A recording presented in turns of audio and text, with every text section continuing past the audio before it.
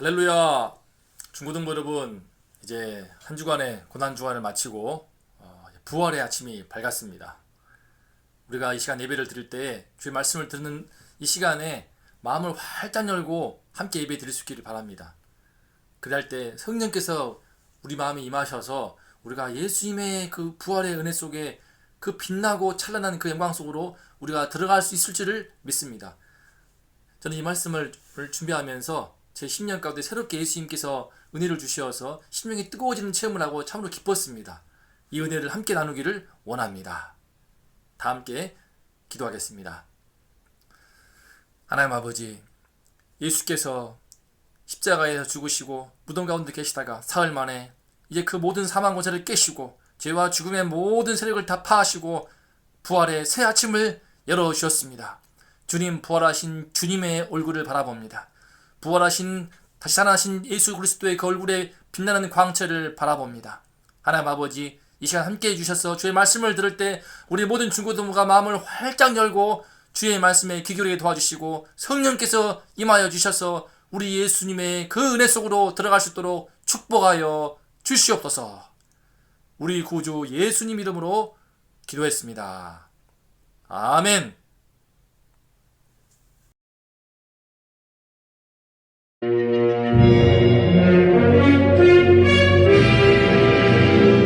그들이 예루살렘에 들어가니라. 예수께서 성전에 들어가사 성전 안에서 매매하는 자들을 내쫓으시며 돈 바꾸는 자들의 상과 비둘기 파는 자들의 의자를 둘러엎으시며 아무나 물건을 가지고 성전 안으로 지나다님을 허락하지 아니하시고 이에 가르쳐 이르시되 기록된 바 내 집은 만민이 기도하는 집이라 칭함을 받으리라고 하지 아니하였느냐.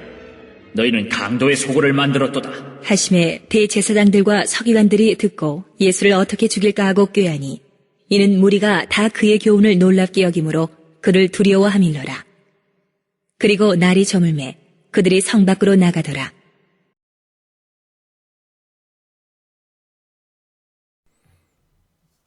오늘 말씀의 제목은 예수님 우리의 참 성전입니다. 요절 말씀을 읽겠습니다. 15절 시작. 예수께서 성전에 들어가사 성전 안에서 매매하는 자들을 내쫓으시며 돈 바꾸는 자들의 상과 비둘기 파는 자들의 의자를 둘러엎으시며. 자, 말씀을 읽은 것처럼 예수님은 성전에 들어와서 깜짝 놀랄 행동을 하십니다. 바로 매매하는 사람들을 쫓아버리고요, 돈 바꾸는 사람들의 상을 엎어버리고 또 비둘기 파는 사람들의 의자를 둘러엎으십니다. 누구든지 물건을 가지고 성전에 들어가는 것 자체를 허락하지 않으십니다. 파란 것이 보이시죠? 내쫓고 둘러엎고 허락하지 않고. 당시에 매매하는 사람들이 무엇이냐? 성전에서 제물을 바칠 때 쓰는 양과 소와 염소를 사고 파는 장사꾼들입니다. 그리고 돈 바꾸는 것은 해외에서 온 유대인들이 헌금할 수 있도록 유대인의 화폐로 바꾸어주는 환전상입니다. 비둘기는 무엇이냐? 가난한 사람들이 소나 양을 살 돈이 없으니까 그들을 위해서 우리 레위기서 1번 말씀을 보면은 가난한 사람들은 비둘기를 사서라도 제물을 바칠 수 있게 해주었습니다. 그 비둘기예요. 그런데 예수님은 이런 모든 사람들을 전부 다 쫓아버리고 둘러엎어버리신 것입니다. 자, 왜 그랬을까? 그것을 보기 전에 예수님이 이러한 행동은요, 예수님이 바로 이 성전을 깨끗이 할 수 있는 권위를 지금 갖고 있다고 선포하시는 것입니다. 예수님의 그 행동, 뒤에 말씀 보겠지만 당시에 있는 그 종교 지도자들은 깜짝 놀랍니다. 당신이 무슨 권위로 이런 행동을 합니까? 라고 따지거든요. 예수님은 뒤에 보겠지만 하나님이 주신 그 권위로 지금 이런 행동을 하고 있습니다. 대체 예수님이 누구시길래? 예수님은 어떤 분이시길래 이제 예루살렘에 입성하신 둘째 날 어찌하여 성전을 이렇게 다 뒤엎어버리시는 행동을 하실까요? 지금 이 행동은요, 매우 위험천만한 행동입니다. 당시 성전은 이스라엘의 모든 백성들이 몰려오는 곳이고 신앙과 삶의 중심지예요. 특히 6월절 명절을 앞두고 있기 때문에 수백 명, 아니 수천, 수만 명들이 지금 몰려오는 시점이에요. 그래서 예수님이 이러한 행동은 수많은 사람들 앞에서 한 행동일 뿐만 아니라 앞으로 예루살렘에 몰려올 수십만 명들이 다 듣게 될 행동입니다. 예수님은 그 모든 사람들 앞에서 내가 바로 이 성전을 깨끗이 할 수 있는 권위자라는 것을 지금 선포하시는 것이에요. 자, 그러면 그 예수님께서 이토록 굳이 이런 방법으로 당신의 권위를 선포했단 말인가? 이유가 있습니다. 다 함께 17절 말씀을 읽어보겠습니다. 시작. 이에 가르쳐 이르시되 기록된 바 내 집은 만민이 기도하는 집이라 칭함을 받으리라고 하지 아니하였느냐? 너희는 강도의 소굴을 만들었도다 하시매. 예수님께서 왜 이렇게 성전을 발칵 뒤집어 놓으셨는가? 내 집은 바로 하나님을 섬기는 이 집은요, 만민이 기도하는 집이 되어야 되는데 강도의 소굴로 만들어 놓았기 때문입니다. 지금은 성전이 제 역할을 전혀 못하고 있어요. 겉으로는 만민이 기도하는 집이에요. 하지만 속은 왜 강도의 소굴인가? 성전에 있는 그 마당에 수많은 장사꾼들을 드린 것이 왜 문제인가? 여러분, 성전은 어떤 곳입니까? 하나님께 경건하게 예배를 드리고 또 죄인들이 제물을 바치면서 다 죄를 토해내고 주님의 하나님 임재하심으로 죄 씻음을 깨끗이 받는 그런 곳입니다. 그런데 이런 일을 위해서 양과 소가 필요한 것인데 그 양과 소가 멀리 있으면 힘드니까 본래 장사꾼들은요, 성전 바깥에서 장사를 했습니다. 멀리서 오는 유대인들을 대상으로 이제 제물을 끌고 오기 힘드니까, 또 같은 이스라엘도 지방에서 오는 사람들은 양이랑 소를 직접 끌고 오기 힘들기 때문에 밖에서 그 짐승을 사서 들어왔습니다. 그런데 그 장사꾼들이 조금씩 안으로 들어오더니 성전 마당까지, 이방인의 뜰이라고 하는 그 성전 마당까지 들어온 것입니다. 그냥 들어왔을까요? 다 뒤에서 허용한 세력이 있죠. 바로 성전을 책임지고 있는 제사장들. 그들이 바로 뒷돈을 받고, 소위 제사장들이, 종교 지도자들이 뒷돈과 그 뇌물을 받고 허용한 거예요. 그래서 마당뜰에서도 어떤 자리가 더 좋은 것이니까 명당은 더 많은 프리미엄을 받고 소위 더 권리금을 더 부여한 것이죠. 그렇게 해서 그 뒷돈을 받고 자기 이속을 챙긴 것입니다. 장사꾼들은 그 이속을, 뇌물을 바치는 그만큼 더 이득을 취해야 되기 때문에 재물들을 더 비싸게 팔았던 것입니다. 저도 재물을 잘 팔 수 있도록 제사장들은요, 유대인들이 지방에서 혹시 힘들게 재물을 끌고 오면 흠이 있다고 트집을 잡았어요. 이 양은 뭐 발굽이 갈라지지 않았고 이쁘지가 않고 또 꼬리에 흠이 있고, 이런 식으로 흠을 잡아서 결국 그 재물을 못 바치고 성전 마당에서 팔고 있는 재물을 살 수밖에 없게끔 했습니다. 이렇게 제사장들과 장사꾼들이 결탁을 해서 서로 이색을 챙기고 자기들의 호주머니를 채우고 있던 것입니다. 그럼 이런 문제에 대해서 백성들이 따지고 들고 일어나야 되죠. 촛불을 들어야겠죠. 하지만 그렇지 않았습니다. 그들은 나름대로 또 편하거든요. 이게 성전 마당에 다 준비되어 있으니까 양이든 소든 비둘기든 멀리서 끌고 올 필요도 없고, 그리고 약간 돈은 들지만 멀리서 끌고 오는 수고를 생각하게 되면, 그래, 이 정도쯤은 수수료를 생각하자라고 비싼 돈 주면서 자기들 편의를 맡기 때문에 서로 피차. 그래서 제사장들, 장사꾼들, 백성들 모두의 유익과 편의가 딱 들어맞아서 지금처럼 성전이 짐승들의 소리로 우글거리는 시장 바닥을 넘어서서 강도들의 소굴이 소위 이익 집단이 되어버리고 만 것입니다. 하지만 성전은 그런 곳이 아닙니다. 만민이 기도하는 집. 자, 이사야서 56장 7절 말씀을 예수님이 인용하시는 것입니다. 기록된 바라고 말씀하시지 않습니까? 기록된 바.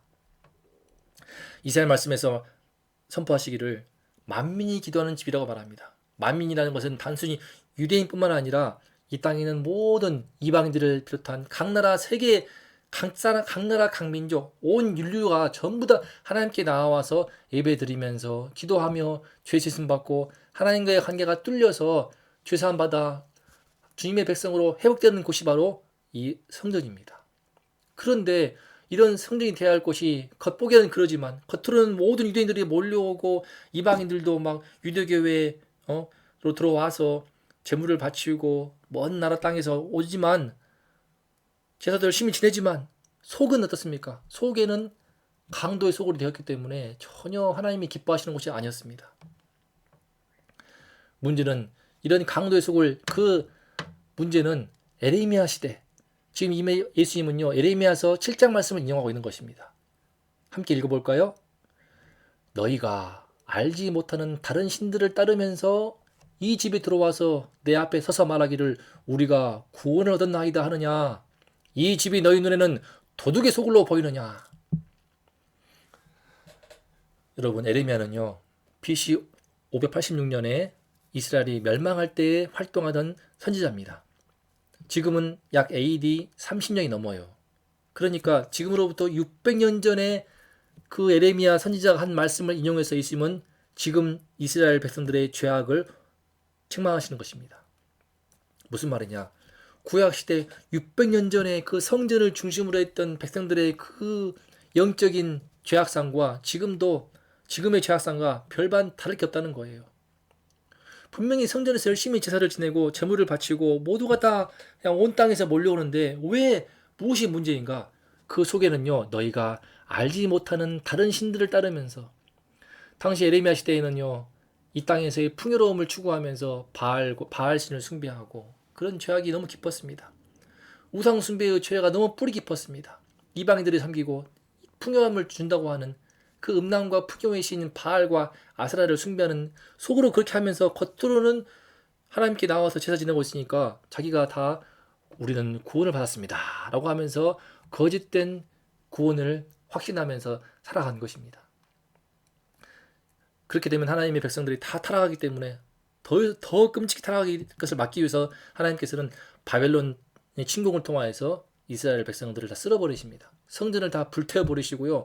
돌 위에 돌 하나 남지 않고 다 불태워버리시고 나라를 패망시켜버린 그 끔찍한 비참한 최후를 지난 600년 전에 맞이하고 600년의 세월 동안에 그 불탄 성전을 다시 돌아와서 이제 회복시킵니다. 초라하지만 볼품없지만 성전을 회복시킵니다. 그리고 지금에 이르는 예수님이 지금 말씀하시는 이 시대의 헤롯 대왕이 그 성전을 멋지고 화려하게 좀 재건축을 해 주었어요. 그랬더니 더 그런 것 같아. 더 성전을 중심으로 몰려오고 있는데 그 속은 어떻습니까? 그 속은 지금 서로의 이속과 유익과 편의를 추구하면서 딱 결탁해가지고 완전히 시장바닥, 완전히 이익 집단, 강도의 소굴로 되어버렸습니다. 여기서 알 수 있는 것.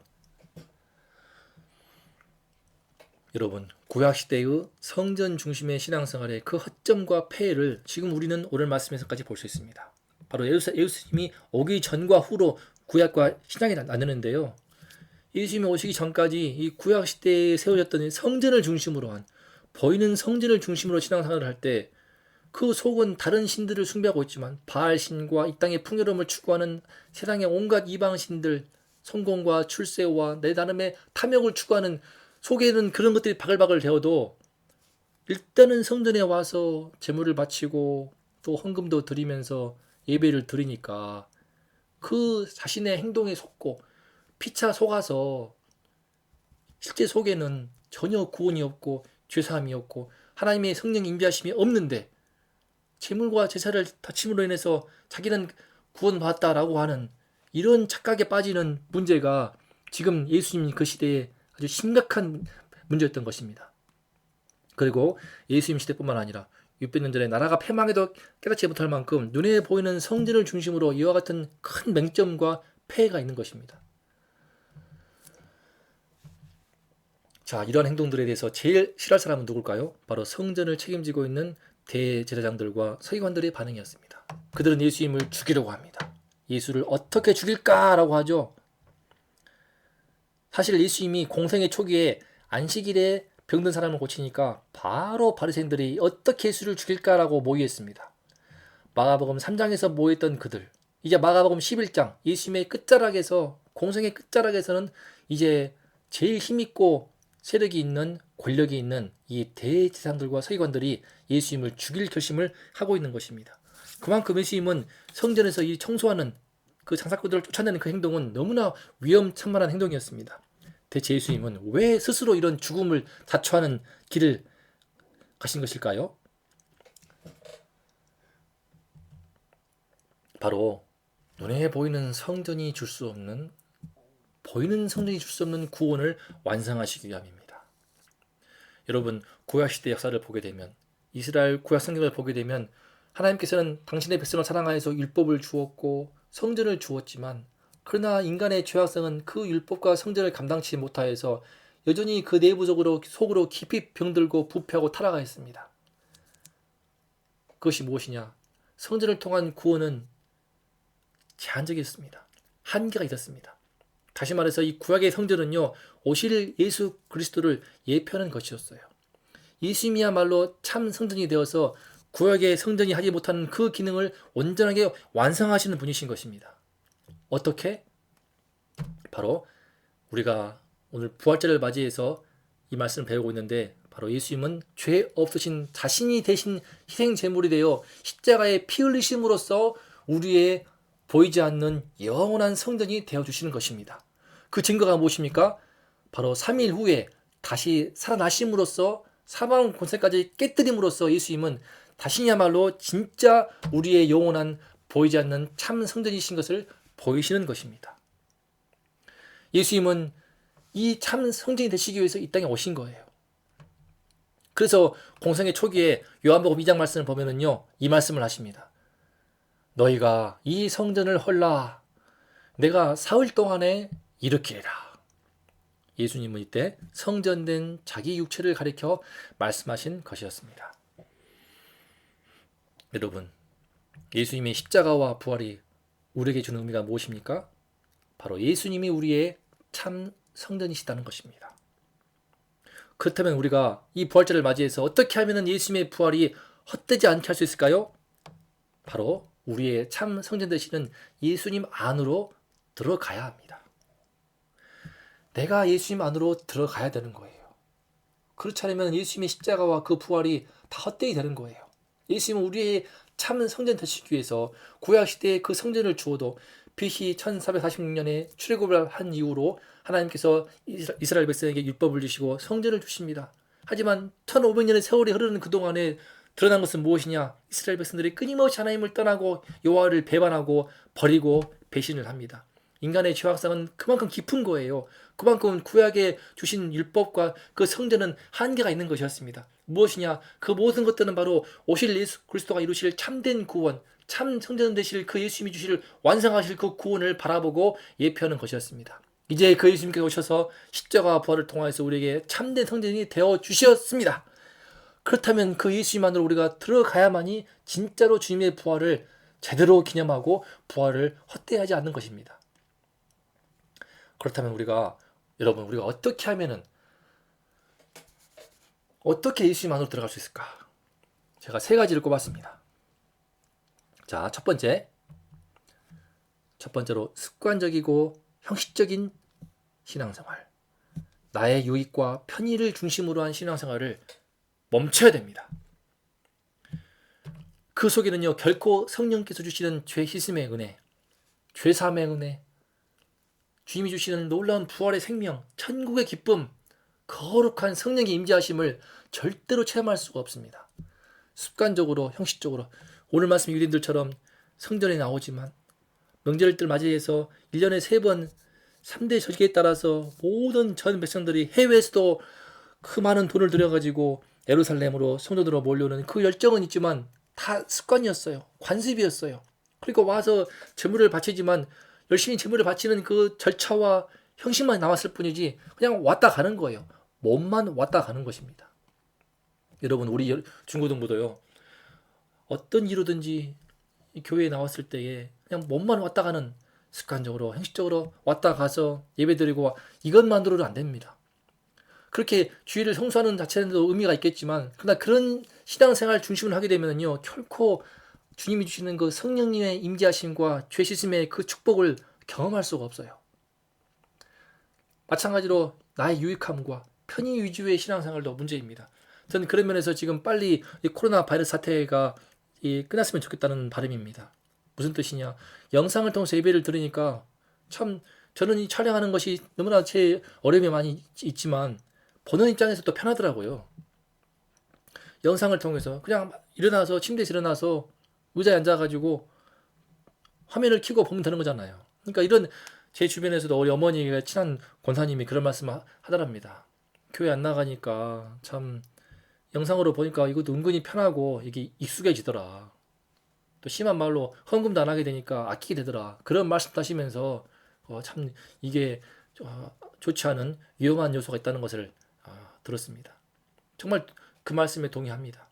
우리가 이런 영상 위주의, 또 편의 위주의, 또 나의 이런 유익을 위주로 한 신앙생활을 지속할 경우에 결코 거기에는 성령께서 주시는 죄 씻음과 부활의 능력이 없습니다.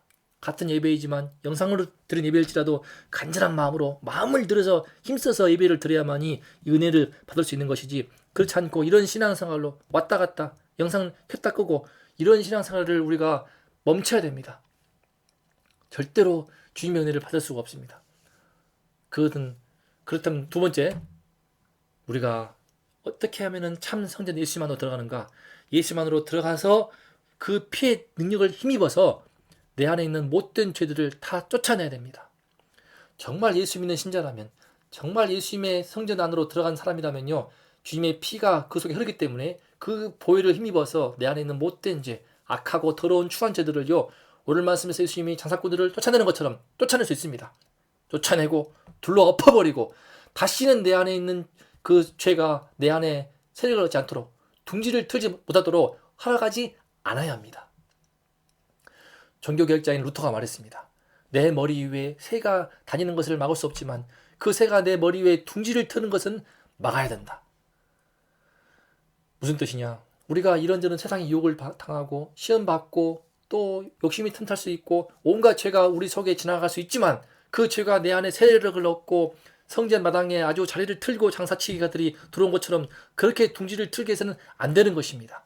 주님의 피의 능력을 힘입어서 나를 추하게 하고 못쓰게 만드는 모든 게으름과 안일함과 시기심과 질투와 미움과 교만과 오만과 모든 온갖 악한 더러운 것들을 우리 속에 틈탈 때에 그 모든 죄악들을 주님의 피로 씻어버리고 깨끗이 쫓아내고 둘러 엎어버리고 우리가 거룩한 삶으로 변화될 수 있어야 한다고 믿습니다.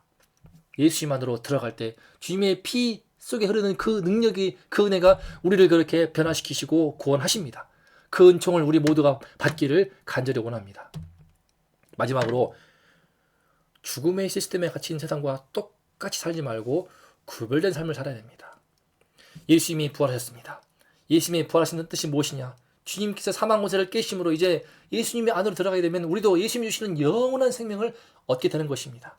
다시 말해, 참 성전 예수님 안으로 들어가게 되면 우리는 우리 안에 영원한 생명을 갖게 되어서 이 죽음에 갇혀있는, 죽음의 시스템에 제한되어서 80평생, 길어야 100세의 인생 속에서 잘 먹고 잘 살기 위한 그 모든 것에 계획을 세우고 인생의 꿈을 꾸고 계획을 세우는 이 세상의 시스템에 맞추어 살지 않고 거기에 똑같이 휩쓸리거나 휘둘리지 않고 그 세상과 다른 영원한 생명을 가진 사람으로서의 여유를 가지고 세상과 다른 차원 높은 차원의, 다른 차원의 탁월한 생각을 하고 거룩한 행동을 하고 높은 이상을 꿈꾸면서 우리는 영원한 생명을 가진 하나님 나라의 백성으로 살 수 있다는 것입니다.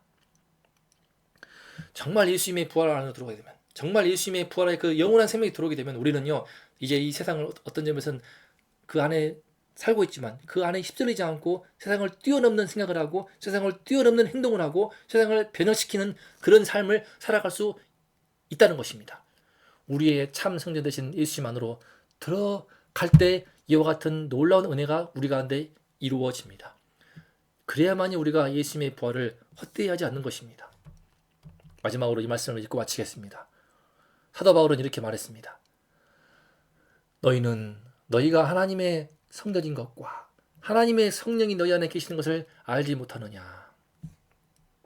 여러분, 우리가 예수님을, 그 참성전 되신 예수님을 내 안에 모실 때, 주님 안으로 들어갈 때 우리가 주님을 모시는 하나님의 거룩한 성전이 되는 것입니다. 하나님의 성령께서 우리 안에 거하시기 때문입니다. 이번 부활절을 맞이해서 우리가 이제는 힘써서 예수 그리스도의 성전, 참 성전 예수님 안으로 들어가야겠습니다. 보이는 교회는 무엇입니까? 예수님의 참 성전으로 들어간 사람들이 모임이 바로 교회입니다. 보이는 교회 역할은 무엇입니까? 예수님 안에 들어간 사람들이 더 힘써 예수님 안에 들어가서 열매 맺도록 말씀을 나누고 기도하는 곳이 바로 첫 번째 사명이요. 두 번째 사명은 예수님 밖에 있는 사람들을 초대해서 그 예수님께 안으로 들어가도록 인도하여 구원 얻게 하는 것이 두 번째 사명입니다. 보이는 교회의 사명이 바로 이 두 가지입니다. 제일 큰 사명입니다. 우리가 이번 코로나 바이러스 사태를 통하여서 보이지 않지만, 보이는 교회는 못 오고 있지만 보이지 않는 교회 되시는 보이지 않는 성령 되시는 그 예수님 안으로 들어가는 계기가 되면 좋겠습니다. 그래서 우리 한 사람 한 사람 중고등부 모두가 한 명 한 명이 보이지 않지만 참 성령 되시는 예수님 안으로 들어가서 거룩한 하나님의 성전으로 변화가 되고 성령의 사람들이 되어서 다음에 만날 때에는 얼굴이 빛이 나는 가운데 함께 만나 아름다운 중고등부 영적인 공동체를 이룰 수 있기를 원합니다. 이번 바이러스 사태 때문에 교회에 나오지 못하는 어려움이 있지만 지금 이 시기야말로 교회 중심이었던 내 삶 속에서 비록 교회에 보이는 교회에 못 나오지만 보이지 않는 참 성전 되시는 예수님께로 들어갈 수 있는 좋은 기회가 될 수 있다는 것을 바라보게 됩니다. 여러분, 우리 영상을 통해 예배 드리지만 이번 부활절을 맞이해서 우리 모두가 그래, 내가 지금 비록 보이는 교회에 나오지 못하고 있지만 보이지 않는 참 성령 되시는 예수님 안으로 이번 기회에 한번 힘써 들어가 보자. 주의 말씀을 통하여서 주님의 성전으로 들어가서 내가 예수님의 참 성전에 들어간 참 신자로 한번 제대로 서보자. 그렇게 예수님의 참 성전에 들어가서 거룩한 성도들이 되어서 우리 다시 만날 때에 환한 얼굴로 함께 맞이하며 주님을 영광스럽게 할 수 있기를 간절히 원하며 바라고 기도합니다. 아멘. 기도하겠습니다. 하나님 아버지, 예수님이야말로 우리의 참된 성전이 되십니다. 구약시대 수천 년 동안 눈에 보이는 성전 중심의 신앙생활 할 때에 결국 그 끝은 이스라엘의 패망이었으며 영적으로 피폐하고 황폐하여 하나님의 심판을 받을 수밖에 없었습니다. 아버지시여, 구약의 모든 성전들은 결국 오실 예수 그리스도를 보여주시며 예수님이야말로 모든 구약의 율법과 성전을 완성하시는 참된 주님이시요 참 구원자이시며 우리의 참 성전 되시는 것을 믿습니다.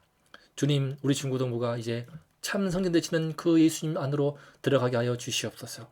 보이는 교회에 나올 수 없어서 비록 영상을 통해 예배드리지만 이 시간을 통하여서 이를 계기로 하여 모두가 다 보이지 않는 참 성전 예수님 안으로 들어가서 주님 안에서 변화되고 거듭난 가운데 각자가 성령을 받아서 성령의 사람이 되어서 다시 만날 그날 주님 안에 해와 같이 빛나는 얼굴로 서로 볼 수 있도록 축복하여 주시옵소서. 아버지여, 이 은총을 우리 모든 중고등부에게 기름 부어 주시옵소서. 우리 구주 예수님 이름으로 기도했습니다. 아멘. 자, 오늘 말씀을 듣고 예배를 드리는 가운데 여러분 가운데 예수님의 그 참 성전으로 오신 그 예수님 안으로 들어간 성령의 은혜를 받은 친구가 있다고 믿습니다. 우리가 다시 만날 때에 제가 볼 수 있습니다. 내 안에 예수님이 들어오셔서 성령께서 임재하시고 있구나. 와, 이 친구가 주님을 만났구나. 볼 수 있습니다. 혹시 아직 마음이 조금 방금 일어나서 예배를 드리는 가운데 좀 정신이 없었다. 그러면 다시 오늘 영상을 보시고 다시 설교를 들으면서 마음을 열고 한 번 더 예배를 들을 수 있기를 바랍니다. 우리 마음속에 부활하신 예수 그리스도의 놀라운 광채가 비추어서 여러분의 삶 속에서 새롭게 일어나서 새 인생을 출발하고 거듭나는 은혜가 우리 모두에게 함께하기를 주 예수의 이름으로 축복합니다. 자, 주님 안에서 한 주 동안 앞으로의 쭉 승리하심으로 이제 코로나 바이러스 사태가 속히 끝나서 함께 얼굴을 마주할 수 있기를 바랍니다. 다음 주 보겠습니다. 안녕.